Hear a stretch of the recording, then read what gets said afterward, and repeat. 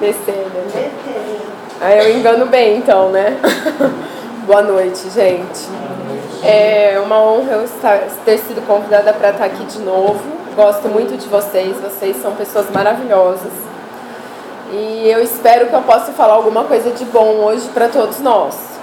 Né? Eu sempre brinco, a gente fala primeiro para mim, eu falo primeiro para mim, meu ouvido está mais perto da minha boca, depois para vocês. Então, geralmente o recado é primeiro para mim. Aí eu escolhi algumas coisinhas para eu falar. Eu e uma amiga minha, nós escrevemos um livro espírita que tem o nome Desmistificando Ideias e Práticas na Casa Espírita. Então, assim, eu escolhi falar um pouquinho sobre isso. Desmistificar, o que é isso? Tirar o mito. O que é mito? Por exemplo, nós somos cheios de imaginar uma coisa e colocar aquela coisa como absoluta. Sem ninguém ter dado uma razão para aquilo. Como se fosse um dogma, como se fosse uma regra, como se fosse uma coisa assim, que a gente tem que seguir. Agora, quem foi que falou que a gente tem que seguir? Se você for pegar os ensinamentos de Kardec, a maioria dessas coisinhas que a gente colocou pra gente como regras não estão nos ensinamentos de Kardec. Né? Se você for pegar desde o Pentateuco. Se você for pegar os evangelhos que retratam o evangelho de Jesus, também não estão lá. Então, de onde que nós tiramos essas coisas e nós propagamos no meio espírita e dizemos nós temos que seguir isso? Então, a ideia é discutir um pouquinho sobre isso. Então, tem algumas pessoas que pode até que me apedrejar aqui, falar assim que não, isso tem que ser feito. Bom, vou começar dizendo o seguinte. Chico dizia que se Kardec tivesse escrito fora do espiritismo não há salvação, ele sem dúvida teria escolhido outra religião. Então começamos por aí. Então o que está no evangelho é fora da caridade não há salvação. Então nós espíritas não pregamos que a pessoa tenha que ser espírita. Começa por aí, tá? Então isso não é uma coisa que nós espíritas fazemos. Toda religião que sirva para a melhoria do homem é válida. E nós temos que aprender a respeitar isso. Então isso é uma das coisas que a gente já tem que tirar da nossa cabeça. Dizer que só o espiritismo que é válido. Não, não é.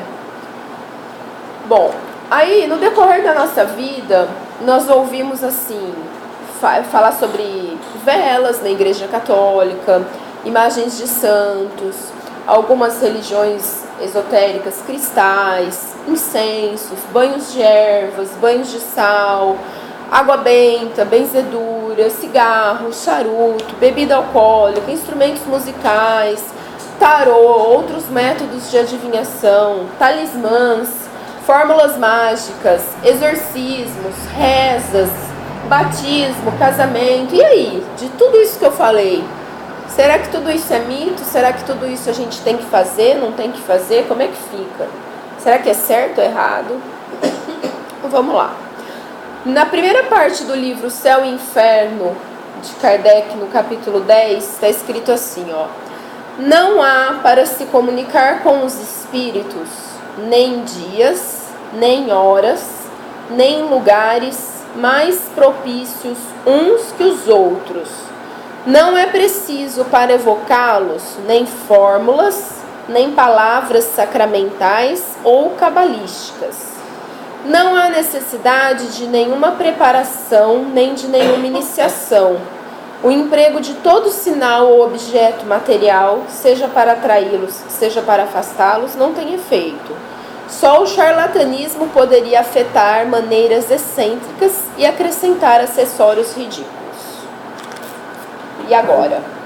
Vou quebrar o que ele falou, tá? Primeiramente. Então ele está falando assim, ó. Para nós nos comunicarmos com os espíritos, que é a base do espiritismo, é a comunicação entre os dois mundos, tá? Você não precisa ter um dia específico. Então eu não posso virar aqui e falar assim, a gente só se comunica com os espíritos às segundas-feiras.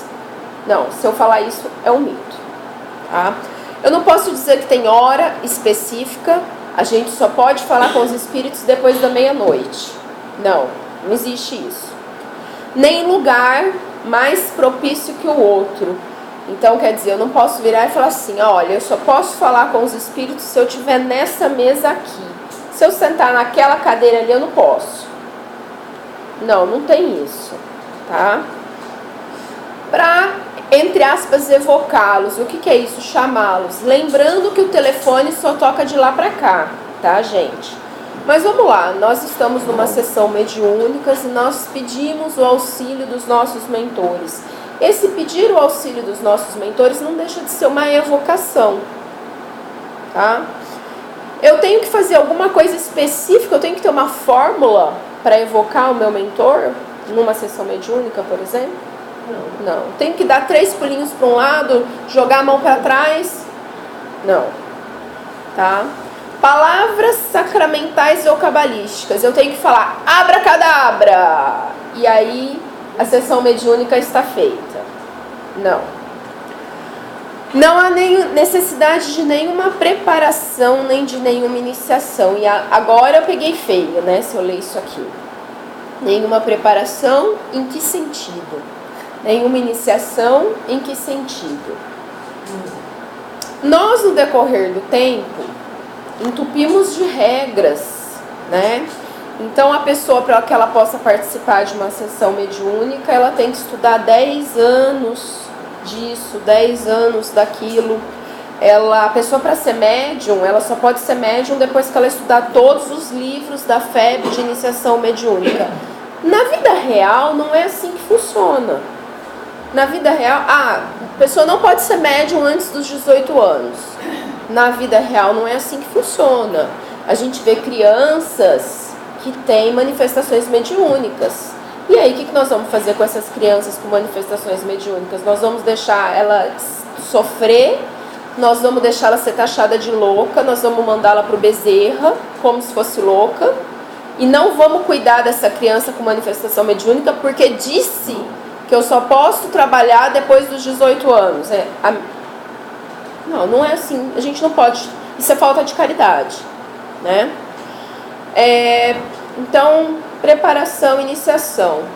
A pessoa está lá, de repente, aflorou aquela mediunidade ostensiva que não tem controle, está sem controle. Tá? A pessoa não sabia que ela seria médium, não teve educação para isso, de repente ela cai no centro aqui, com aquela mediunidade ostensiva. Aí eu vou virar para ela e falar assim, olha, não, você vai precisar fazer uma iniciação mediúnica, passar por 3 anos de estudo antes que a gente possa lidar com essa sua mediunidade. Vai ser mais uma que vai parar no Bezerra, se a gente fizer isso, né? Então, assim, eu já falei aqui, é importantíssimo que estudemos. Temos que estudar o tempo inteiro. Temos que instruir-nos o tempo inteiro. Mas nós temos que ter o crivo da razão, que Kardec sempre colocou. Tudo que acontecer, a gente passa pelo crivo da razão antes. Tá? E tem pessoas que não tiveram nenhum estudo, não tiveram nenhuma preparação e são médiums de colocar qualquer um de nós no chão. Médiums de cura, médiums desobsessores, de colocar qualquer um da gente no chão. Então, isso. Nem preparação para isso. E, pois é, Tisa. Excelente exemplo do Chico. Então, nós temos que ser o quê? Nós temos que ter um pouco mais de bom senso, nós temos que ser um pouco mais ponderados nessas questões, né? Bom, o emprego de todo sinal ou objeto material para atraí-los, para afastá-los, não tem efeito. Então, se eu pegar esse negocinho de mel aqui, que não está patrocinando a palestra, tá? E falar assim, se eu usar isso aqui no meu bolso, eu vou afastar todos os espíritos negativos. Tem algum fundamento isso para vocês? Eu posso conseguir afastar um espírito trevoso pela força do meu pensamento, mas não pelo potinho de mel no bolso. Tá? Então, assim, essa história que a gente ouve às vezes por aí, a gente tem que usar a razão, né? Como diria Kardec, o crivo da razão. Ah, se eu colocar o potinho de mel no bolso, eu vou atrair os espíritos que gostam de doce. Os espíritos que antes de desencarnarem eram obcecados por doce. De onde que eu tirei essa ideia? O potinho está fechado. Quem falou? Não tem fundamento, né? Então, quer dizer, não é um objeto que vai atrair ou afastar esses espíritos. É o nosso comportamento, é o nosso padrão vibratório, uma série de outras coisas. Aí ele fala o quê? Só o charlatanismo poderia afetar maneiras excêntricas e acrescentar acessórios ridículos. Então, ele é bem duro, né, nas palavras. Porque ele estudou muito, ele criticou muito, então ele falava, as únicas pessoas que utilizam esses argumentos aí são charlatões, na verdade, né? Eles não são médiums, vamos dizer assim, sinceros, não são pessoas sérias, não são pessoas... Ou vamos falar que são pessoas ignorantes, pra gente não julgar, né? Vamos falar que são pessoas ignorantes pra gente não julgar. Então vamos lá. Velas, imagens, incensos e banhos. A maioria das pessoas teve uma criação católica. E na igreja católica, as pessoas aprenderam a acender vela para poder rezar. Aprenderam, por exemplo, a acender uma vela para o anjo da guarda para rezar. E aí? Se eu aprendi quando eu era católica, 20 anos atrás, a acender uma vela, será que hoje eu sendo espírita eu posso acender uma vela para eu rezar? Qual que é o problema? Ou será que eu vou ser crucificada e queimada na fogueira? Qual que é o problema? Se a pessoa se sente bem com aquele ritual de 20 anos atrás que ela pratica a vida inteira, que problema que há nisso? Nenhum. Nós espíritas ensinamos as pessoas a acenderem vela? Não. Mas se a pessoa veio daquela religião que tinha o hábito de acender vela, deixa a pessoa acender vela, gente. Não tem problema nenhum. É o livre-arbítrio de cada um. Se a pessoa acredita que se ela acender a vela vai ter um efeito maior a oração dela, provavelmente vai ter. Sabe por quê? Porque a mente dela vai estar fazendo uma vibração maior, vai estar fazendo com que tenha esse efeito maior. Então, deixa a pessoa acender a vela. Agora, nós não podemos ser não caridosos. A gente não pode pegar, por exemplo, uma pessoa que frequenta o centro, que confidencie pra gente, olha, eu costumo rezar pro meu anjo da guarda, acendo uma vela pro meu anjo da guarda, uma vela branca, e ponho no alto da estante uma vela branca pro meu anjo da guarda. A gente não pode ser não caridoso e escorraçar com essa pessoa, escarnecer dessa pessoa, tirar sarro dessa pessoa. Nós temos que ser o quê? Amar ao próximo, ter caridade, ter respeito. Então nós temos que ter assim um pouquinho de respeitar mesmo o espaço alheio. Se a pessoa quer acender a vela, gente, deixa ela acender a vela. Não vai fazer mal para ninguém. A não ser que ela cause um incêndio, logicamente, né? Mas do contrário... Vamos lá, banho de ervas. Meu Deus do céu, e agora? Agora eu peguei um ponto complicado. Por quê? Muitas e muitas pessoas de muitas e muitas religiões acreditam nos banhos de ervas. Alguém está se sentindo mal? A primeira coisa que a gente ouve é assim, toma um banho de sal grosso que passa. A pessoa começou a bocejar demais, foi num lugar muito assim, lotado de energia negativa, muito denso, a gente vira, toma um banho de sal grosso que passa. E aí, como é que a gente fica com um banho de ervas, banho de sal grosso? Será que a gente pode fazer? Será que a gente não pode fazer? Será que os espíritas acreditam? Será que os espíritas não acreditam? Como é que a gente faz? Eu não acredito. Eu entrei num lugar, num centro uma vez, bem no primeiro dia que eu fui num grupo de estudo, a presidente da casa estava falando para a pessoa tomar banho de sal grosso. Aí eu saí de lá assim, né, horrorizada. Minha mãe lembra, né, que eu falei assim, excesso de ritualismo. Pra que isso?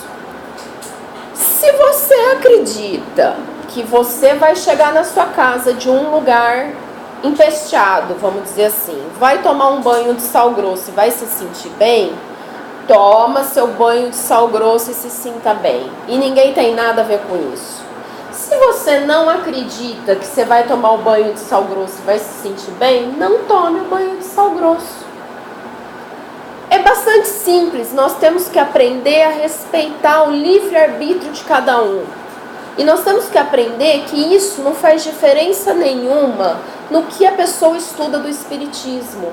Isso não faz diferença nenhuma no amor que a pessoa tem no coração. Isso não faz diferença nenhuma na capacidade da pessoa de se doar. Isso não faz diferença nenhuma na capacidade que a pessoa tem de ser caridoso, de amar ao próximo. Então, se a pessoa se sente bem tomando banho de sal grosso, deixa a pessoa tomar um banho de sal grosso. Eu ouvi uma nova que eu nunca tinha ouvido recentemente, banho de boldo. Falaram que o banho de boldo é equivalente ao banho de sal grosso. Se a pessoa se sente bem tomando banho de boldo, gente, tome seu banho de boldo. Para vocês terem uma ideia, um dia eu fiz um atendimento fraterno e assim, uma amiga de uma amiga chegou para ser atendida. E essa moça começou a contar para mim e para a amiga dela os problemas que ela estava passando.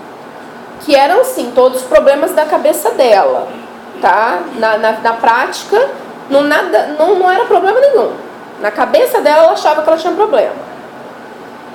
E aí eu ouvi, comecei a falar para ela sobre o Evangelho no Lar, comecei a dar aquelas alternativas que o atendimento fraterno nos ensina a tratar a pessoa. Só que ela não estava contente.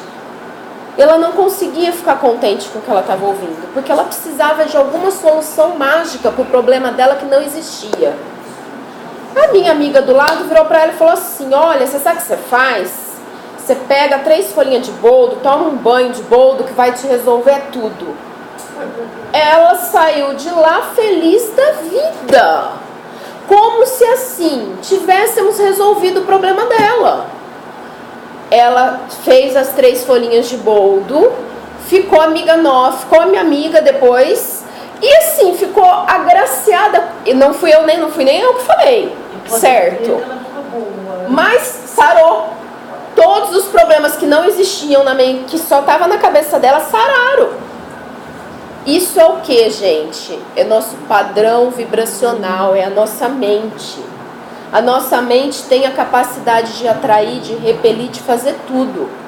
Então, se ela ficou feliz com as 3 folhinhas de boldo, deixa ela tomar o banho com as 3 folhinhas de boldo. Eu vou ficar falando para ela, filha, não tem necessidade disso, basta você fazer o Evangelho no Lar. Fiquei falando, mais de hora. Ela só se saiu feliz dali na hora que a minha amiga deu o passe de mágica para ela. Tome o banho com as 3 folhinhas de boldo. O que a gente vai fazer? Imagem. Gente, quando é católico, a maioria do pessoal que é espírita geralmente vem da igreja católica e costuma ter aquele monte de santos esparramados. Inclusive na minha casa, se a gente tirar os santos, a mãe da minha mãe mata todos nós. Certo? Então a gente tem um espacinho lá, que ela dominou e pôs os santos. Aí ela achou outro espaço, numa sala que meu pai costuma ficar, ela levou um monte de santo e pôs em cima de uma estante do meu pai. Meu pai também é espírita, tá? Mas assim, se a gente tirar um santo daqueles, ela mata qualquer um de nós. Ela fala que é proteção. Ela fala que é proteção. Mas ó, meu sogro também tinha os santos dele lá. E aí, era eu não sabe, é minha casa, não quero. Então, meu marido é católico. Então, eu deixo lá o espaço dele para os santos dele. E eu não implico, eu limpo, né? Porque só capoeira para eu limpar. Eu limpo, deixo normal lá, então tem o canto dele. É o que a gente faz em casa. A gente deixa lá os santos da minha avó, onde ela quer que deixe. E a gente também não implica. Mas vamos supor que eu ainda tenho, que eu sou espírita recente, eu ainda tenho dentro de mim aquela coisa muito grande de rezar para o santo. Eu não consigo rezar sem um intermediário. Eu não... Vou chegar lá. Eu não consigo rezar sem olhar para aquela imagenzinha de um santo. Suponhamos que eu ainda tenho isso. Qual é o problema se eu tiver isso? Se eu sou espírita recente e para eu rezar eu preciso olhar para aquela estatuetinha. Vai fazer alguma diferença na vida de quem está fazendo ou na nossa? Não. Inclusive, assim, eu sou cheia de fazer essa pergunta, né? Minha mãe às vezes fica brava comigo. Eu sempre falo, que diferença vai fazer isso na nossa vida? É uma pergunta que eu faço direto, né? Pois então, gente, se a pessoa quer rezar na frente do vidrinho de mel, qual que é o problema da pessoa rezar na frente do vidrinho de mel? Ah, porque ela é espírita, ela não pode fazer isso. Não, não é isso. Nós espíritas não aconselhamos que a pessoa reze para o vidrinho de mel. Nós dizemos para a pessoa rezar para a espiritualidade. Nós não dizemos para a pessoa reze para este santo, reze para aquele santo.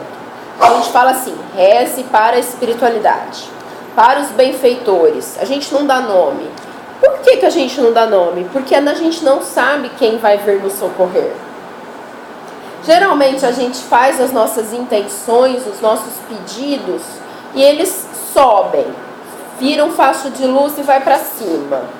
O primeiro, dependendo da intensidade, dependendo da nossa moral, ela pode parar numa escala aqui, ela pode ir um pouco mais para cima, nossa oração pode ir um pouco mais para cima. Ah, parou no primeiro, aqui no subalterno de todos. É ele que vai vir nos socorrer.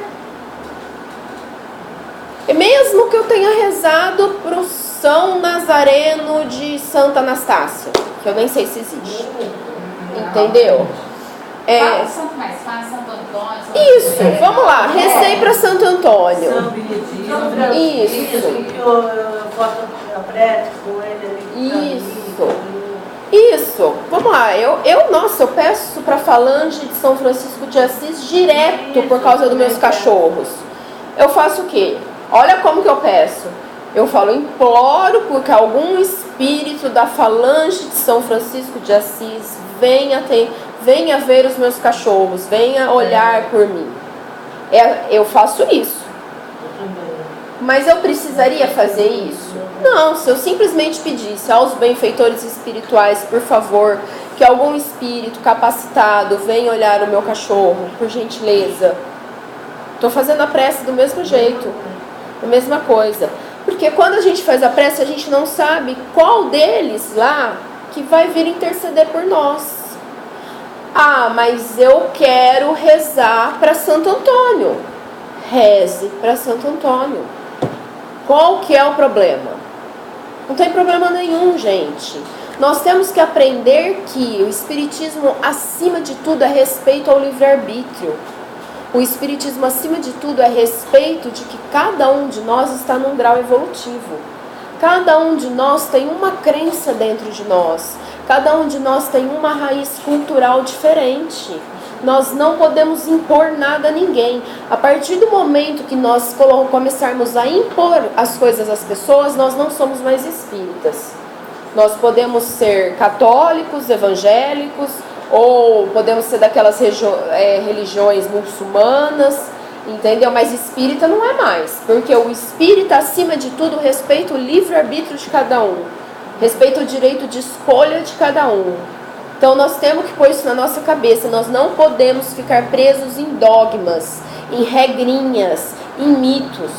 Espírita não foi feito para isso. Tem que respeitar a opinião do outro, a religião do outro, o que ele pensa, o que ele deixa de pensar. Tem 10 anos, quase 11 anos que eu estou no Espiritismo, e tem coisas que eu ainda não perdi. Então eu adoro cantar as músicas da Igreja Católica. Então, estou sempre em casa, quando eu vejo que estou cantando, então, quer dizer, isso aí me faz bem, eu canto. E outra coisa, tá, aquele temporal lá, aqueles relâmpagos, a primeira coisa, Santa Bárbara. Mas assim, é mais forte que eu. E outra coisa, alguém fala uma coisa engraçada, então eu admiro de alguma coisa, Nossa Senhora Aparecida. Então, você vai fazer o quê? É mais forte do que a gente. É que a gente Isso é uma coisa que vem desde criança, né? Mas nós também temos que lembrar, eu inclusive estou lendo aquele livro, que eu ganhei um livro agora no final do ano, como que é o nome da autora, que você falou que essa autora é boa? Da Terezinha Oliveira? Isso. Eu estou lendo um livro dela e ela explica muito a questão dos santos. Quem são os santos da Igreja Católica? São espíritos que já alcançaram a evolução. Então, isso. Então, nós não temos que ficar assim, né? Tão rígidos. Não é? Porque às vezes a gente fica de mal, né? A pessoa vem do centro, aí você fica sabendo que a pessoa fala, Nossa Senhora, Santa Bárbara, fala, não quero mais ver aquela pessoa não é espírita. Não é? Às vezes a gente vai falar que vai ficar de mal da pessoa porque a pessoa faz isso. Nós não podemos ser assim. E igual a oração, você faz a oração, o que você tem que fazer? Faz a oração de coração, né? Tá. Mas eu era criancinha, meu avô me ensinou a fazer oração para dormir. Isso me seguiu a vida toda. E agora eu vou dormir, eu não consigo ficar sem a oração que meu avô me ensinava. E qual que é o problema de você fazer a oração que seu avô te ensinava? Então é uma coisa que eu, né? Então fazer o quê? Então é uma coisa que a gente tem que aprender nisso. Inclusive eu vou falar agora sobre a prece. Eu até fiz uma observação assim, né? Que às vezes a gente reza para quem? Para Bezerra de Menezes, nos casos de enfermidades. Pedimos para a Legião de Maria, que ele tem a Legião de Maria socorre os suicidas, né? Então assim, qual que é o problema da gente fazer essas orações direcionadas? Nós sabemos que não precisamos direcionar, mas se nós direcionarmos para algum deles, não tem problema nenhum. A prece, no Evangelho segundo o Espiritismo, capítulo 27, que fala sobre a prece, item 9, está assim. A prece é a manifestação de um desejo.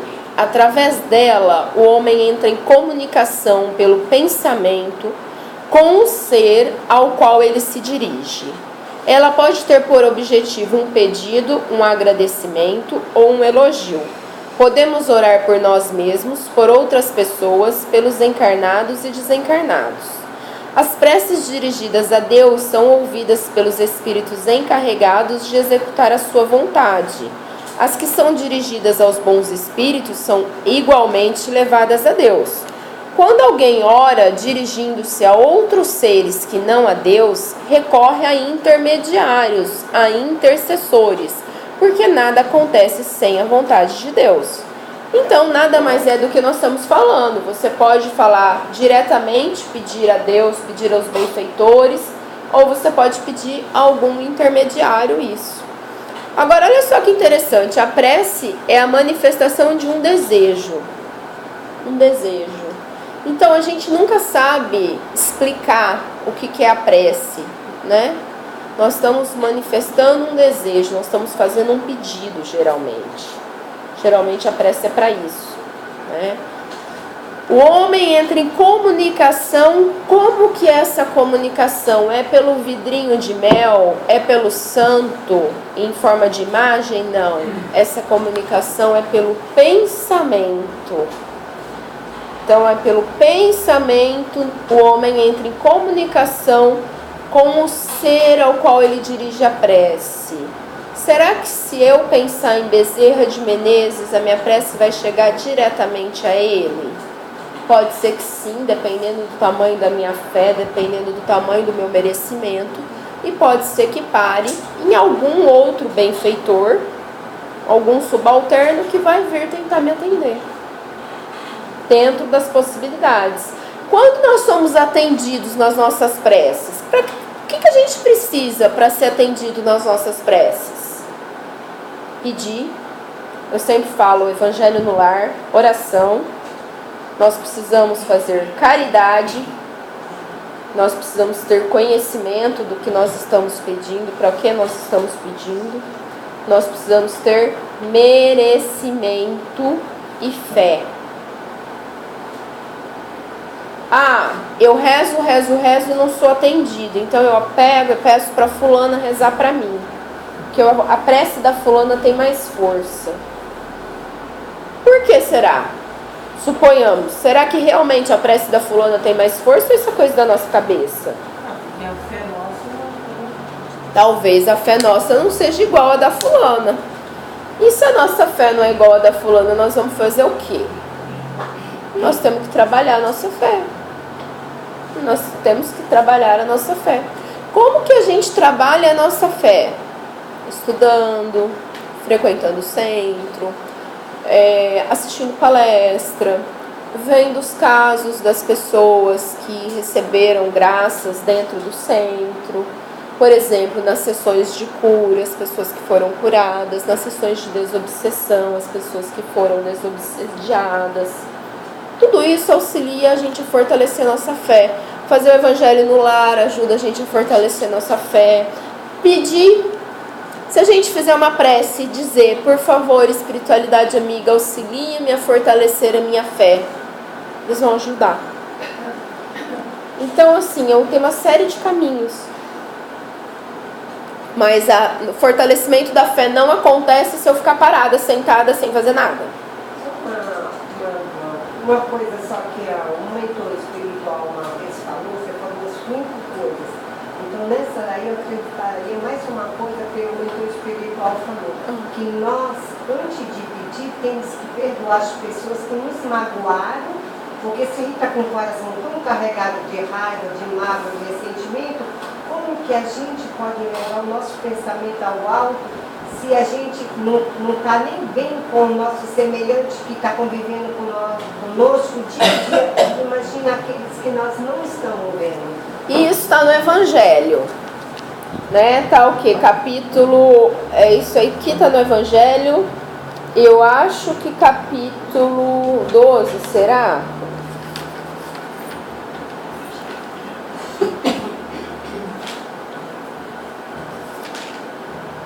Duelo, no capítulo 12.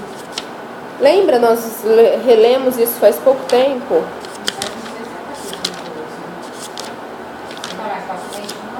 Está no Evangelho. Não sei se é amar os vossos inimigos, egoísmo, lei de amor,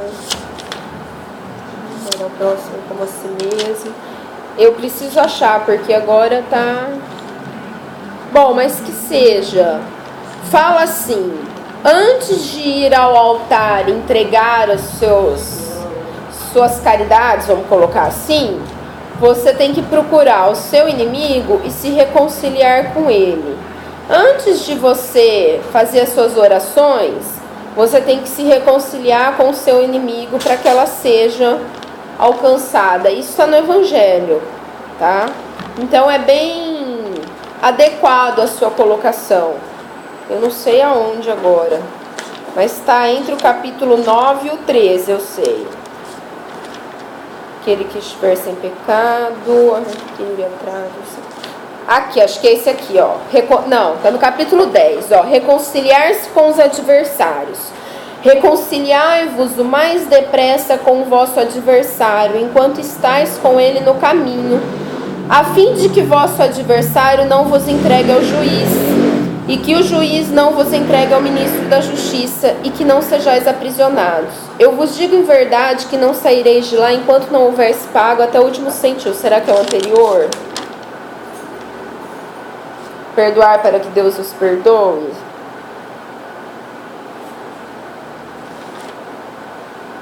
Não, eu acho que é isso aqui mesmo que fala sobre isso.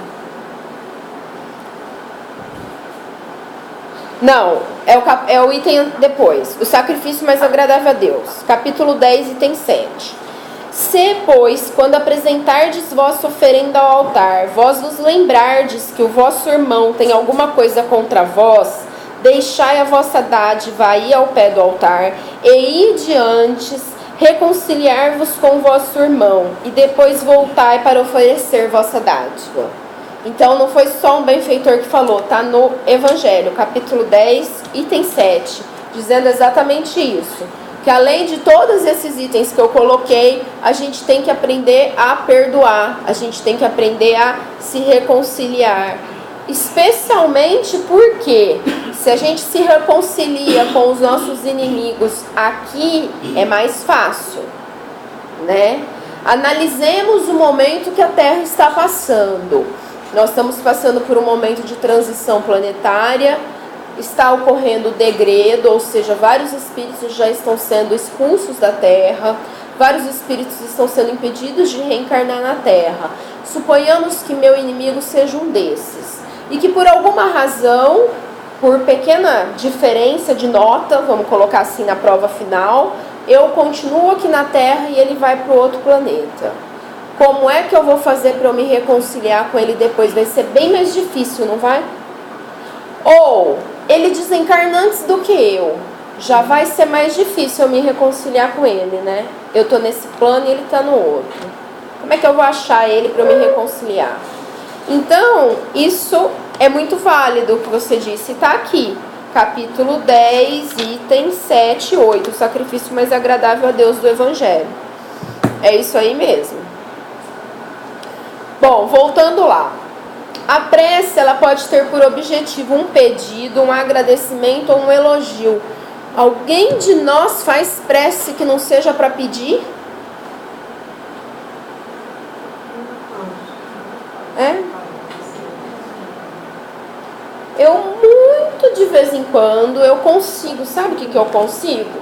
Eu consigo, depois do trabalho no centro, falar lá as primeiras palavras assim: agradecemos por estarmos todos aqui reunidos, por todos podermos ter vindo, todos estarmos aqui, e logo em seguida eu faço o quê?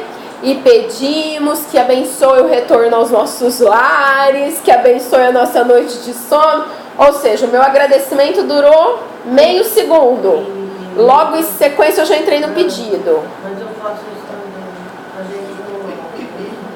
E aí? Acho que ninguém faz, é muito difícil. E elogiando. Piorou. Piorou. Eu não ia nem tocar no assunto, porque piorou. Porque a hora que eu li isso, né, que quando a gente estudou sobre isso, a gente escreveu o livro e tal, e eu fiquei pensando, gente, mas como prece de elogio? Eu não consigo nem imaginar o que seria uma prece de elogio. Sem brincadeira, na minha pequenez, certo? Na minha pequenez moral, eu não consigo imaginar o que seria uma prece de elogio. Como se fazer uma prece de elogio? Ela existe, tá aqui no Evangelho. Como será? Como que ela é, eu não tenho a mínima. A minha pequenez não me permite imaginar. Podemos orar por nós mesmos, por outras pessoas, pelos encarnados e desencarnados. Olha que interessante, lá no capítulo 27, se você pegar, tem lá: prece por nós mesmos, prece pelos outros, por alguém que se encontra em aflição, prece por aqueles que partiram, prece pelos desencarnados e por aí vai. Então a gente pode fazer as nossas preces para qualquer pessoa, para os animais nós podemos fazer as nossas preces, não tem problema nenhum, entendeu? E por qualquer ser, para qualquer situação. Nós fazemos? Ou nós costumamos fazer as preces mais para nós mesmos? Quando nós fazemos as preces? Porque tem gente que nem rezar não reza, né? Mas aí vamos supor que a gente já chegou, evoluiu um pouquinho e a gente aprendeu a rezar. Aí a gente aprendeu a rezar para pedir para nós. Alguém lembra de às vezes fazer um pedido para o vizinho que está doente? De virar e falar assim essa noite, antes de dormir: ó, obrigado por esse dia, obrigado pelas graças do dia de hoje. Fazer vários agradecimentos, coisa que eu não consigo nem articular aqui, porque eu também não tenho o hábito de fazer. E aí colocar assim: eu gostaria de pedir nesse momento que abençoe o meu vizinho, que eu fiquei sabendo que está doente, que auxilio, que se for da misericórdia divina, que ele, se for para que ele desencarne, que ele não sofra. Alguém lembra disso? Nós temos assim, né, dois encarnados aqui, no máximo, senão, né, prece pelos desencarnados. Bom, a pessoa desencarnou, virou coitadinha, né? Virou santa e coitadinha. Então, no dia do velório da pessoa, É aquela choradeira, aquela falsidade, aquela contação de piada, aquela coisa de louco. Mas e depois? Alguém lembra de no velório da pessoa fazer uma oração para esse desencarnado que acabou de deixar a terra? Uma oração verdadeira, de coração, sem ser aquela repetição que não tem sentimento? Alguém lembra daí uma semana de fazer uma oração de coração para aquele desencarnado que deixou a terra uma semana e que pode ser que não tenha sido socorrido ainda? Que pode ser que esteja ali grudado no corpo, ali, vendo o corpo apodrecer? Alguém lembra? Bom, vamos lá. Aí eu vou falar um pouquinho agora já, só pra gente aliviar, né? Porque eu já falei muito, já puxei a orelha demais de todo mundo. Vou falar de mais duas práticas que às vezes nós temos preconceitos. Cromoterapia e helioterapia. O que são isso? E será que eu espírita eu posso falar dessas coisas? Será que eu espírita posso praticar essas coisas? Tem uma figura ali, ó, tá vendo? Sobre os chakras. E naquela figura ali tem as cores certinhas, as cores básicas dos chakras principais. O que são chakras? São centros de força, tá? São espacinhos do nosso corpo que servem como centros de força para o corpo funcionar, tá? Quando eu trabalho as cores nos chakras, eu estou fazendo uma cromoterapia. É uma terapia com a cor. Então, se eu visualizar, eu posso fazer um tratamento voltado para colocar as cores nos seus devidos chakras. Certo? Eu posso fazer um tratamento utilizando o magnetismo, que seria a imposição de mãos, com os movimentos adequados, né? E começar a visualizar, por exemplo, chakra básico, vermelho, esplênico, laranja, gástrico, amarelo, cardíaco, rosa e verde, laríngeo, azul claro, frontal, azul mais escuro, né? Azul anil que eles falam, violeta, coronário, aí é o violeta, né? Eu posso fazer um tratamento em cima das cores nos nossos chakras e ter resultado. Por que eu, sendo espírita, não posso admitir esse tipo de coisa? Por que eu, sendo espírita, eu posso dizer assim, posso querer coibir que as pessoas se utilizem disso para se sentirem bem? Se a cada dia que passa temos mais e mais provas de que tem resultados. Eu sou espírita, então eu não posso acreditar na cromoterapia, não posso acreditar em chakra, não posso acreditar em magnetismo, porque supostamente Kardec não falou isso. Quem fala isso precisa pegar os livros de Kardec e reler todos com atenção, porque eu já achei Kardec falando sobre o magnetismo em todas as obras, desde o Evangelho até o Livro dos Médiuns. Então, quem fala isso não conhece as obras de Kardec. Mas em relação às cores, por que eu não posso, só porque eu sou espírita, eu não posso acreditar no poder das cores? Eu já fui num centro, porque eles fazem tratamento. Não. Eu já fui sim, lá no nosso. Nós temos uma sala de cura, nós temos uma sala mediúnica, que nós tratamos as pessoas, tá? E nós trabalhamos com água colorida. E ela dá muito resultado. Logicamente que depende da fé da pessoa, né? Mas ela dá resultados. E era o que eu ia falar em sequência. A água colorida é chamada helioterapia. Entendeu? E aí eu vou dar um exemplo. Como que faz a helioterapia? A gente pega a água, põe numa garrafa. Pode ser de plástico? Pode. Pode ser de vidro? Pode. A garrafa pode ser colorida? Se a garrafa for colorida, é mais fácil ainda para você fazer do que você ter que colocar o papel em volta da garrafa, né? Mas vamos lá. Vamos dar um exemplo que eu falei sobre falta de fé. Geralmente as pessoas que têm falta de fé, a gente pede para embrulhar nessa garrafa um papel dourado. Aí a gente coloca essa garrafa, por exemplo, numa janela, deixa das 10 da noite às 10 da manhã para receber a luz da lua e a luz do sol. E aí você vai tomando essa água como tratamento. Não deixa acabar, aquele esquema, se acabar faz de novo. Tem dado resultados. Ah, mas eu sou espírita, eu só acredito no que está escrito no Pentateuco. Vá ler de novo o Pentateuco, porque você está perdendo algumas partes do que está falando lá. Helioterapia. Na nossa sala mediúnica a gente faz trabalhos de cura, a gente faz cirurgias espirituais. Ah, não pode falar isso em casa espírita, tem mais essa. Tá? Dependendo do lugar que você tiver, você falar cirurgia espiritual, você é apedrejado. A gente faz tudo isso na nossa sala. As pessoas saem do nosso centro e vão em Fernandópolis fazer isso, vão em Catanduva fazer isso e etc, porque o santo de casa não faz milagre, né? Mas porque você não pode divulgar que você faz tudo isso. A gente faz tudo isso. Entendeu? E uma das coisas que a gente utiliza é a helioterapia. E tem dado resultado.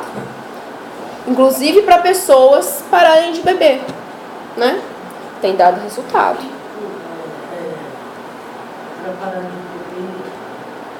É laranja. Laranja. Entendeu? Laranja. É. Oi? Aí eu já não sei te dizer, eu vou ter que consultar.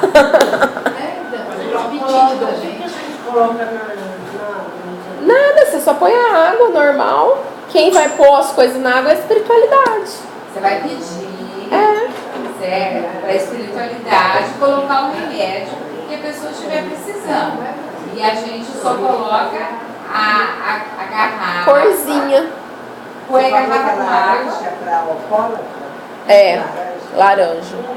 Mas essa garrafinha que a gente põe fechada, Só tem que estar com papel laranja, né? Isso. eu sei, mas quando deixar assim na janela, que assim que é de dia e à noite para receber A energia do sol e da lua. É. Então, mas aí no caso, tem que deixar fora, Tanto faz. Se é, por bater exemplo, o sol ali, se ela ficar aqui, ó. Aqui, eu grudei nessa janela aqui. Ela tá recebendo a energia da luz da lua e do sol. não precisa deixar no Não ser. precisa, não.